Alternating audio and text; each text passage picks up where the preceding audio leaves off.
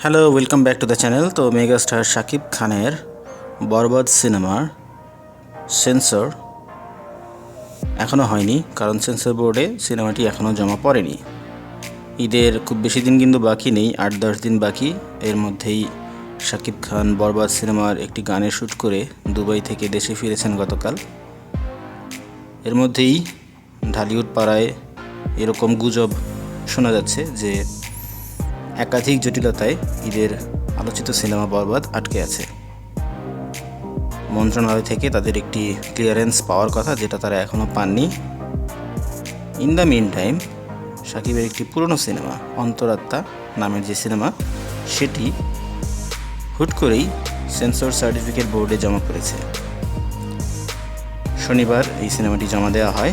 So এই খবর প্রকাশ হওয়ার পরে শঙ্কা চলে এসেছে যে ঈদে শাকিবের বরবাদ রিলিজ পাবে তো, নাকি অন্তরাত্মা সিনেমাটা রিলিজ পাবে।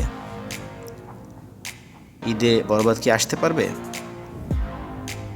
এ নিয়ে পরিচালকের সাথে যোগাযোগ করা হয় মিডিয়ার কাছ থেকে।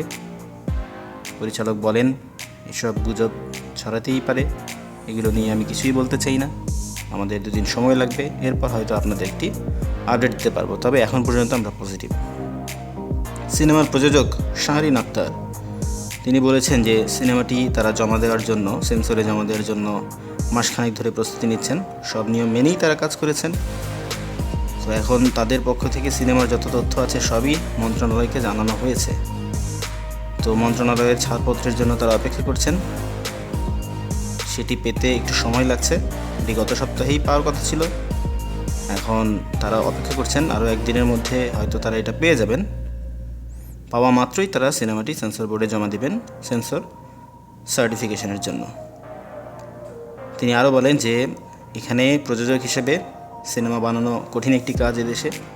এদেশে সিনেমা হল নেই, ইন্ডাস্ট্রির অবস্থাও ভালো নয়, কিন্তু সেখানেও এত বাধার মধ্যেও তারা এগিয়ে এসেছেন এবং একটি বড় বাজেটের সিনেমা বানিয়েছেন, যেটা সব নিয়ম মেনেই কাজ করা হয়েছে যে সিনেমাটা তৈরি করতে গিয়ে।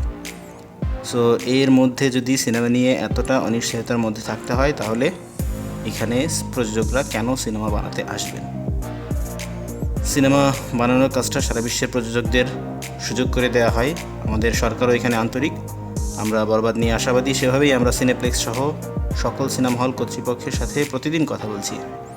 আমাদের মুক্তির জন্য সিনেমার যে প্রচারণা, সেই সকল প্রসেস আমরা করে যাচ্ছি। আশা করি ডকুমেন্টটা আমরা সময়মতো পেয়ে যাব এবং ঈদে সিনেমাটি শাকিব ভক্তদের সাথে ভাগাভাগি করে নিতে পারবো।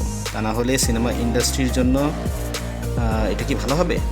প্রযোজক যদি সিনেমা বানিয়ে মুক্তি দিতে না পারে, তাহলে কে ইনভেস্ট করবে?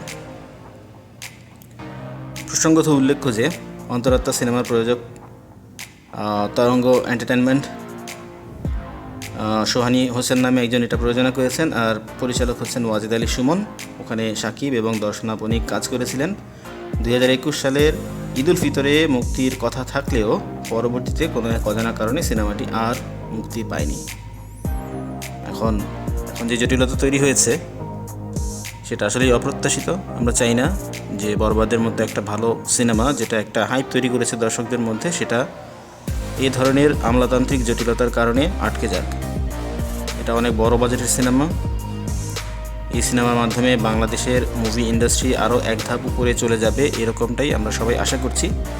কিন্তু এখন পর্যন্ত যা দেখা যাচ্ছে, যা শোনা যাচ্ছে, সেটা সিনেমা এবং সিনেমা সংশ্লিষ্ট সকলের জন্যই মঙ্গলজনক নয়। এখন আপডেটেড নিউজ আমরা যেটা পেয়েছি সেটা হচ্ছে বরবাদ সেন্সরে জমা হবে আগামীকাল, এবং সেন্সরে জমা হয়ে গেলে, সেন্সর সার্টিফিকেট পেয়ে গেলে এটা মুক্তিতে আর কোনো বাধা থাকবে না। তো যে কনফিউশনটা তৈরি হয়েছিল, যে জটিলতা তৈরি হয়েছিল, সেই অচল অবস্থা কেটে গেছে এবং ঈদেই বরবাদ মুক্তি পাচ্ছে বাংলাদেশের সিনেমা হলে।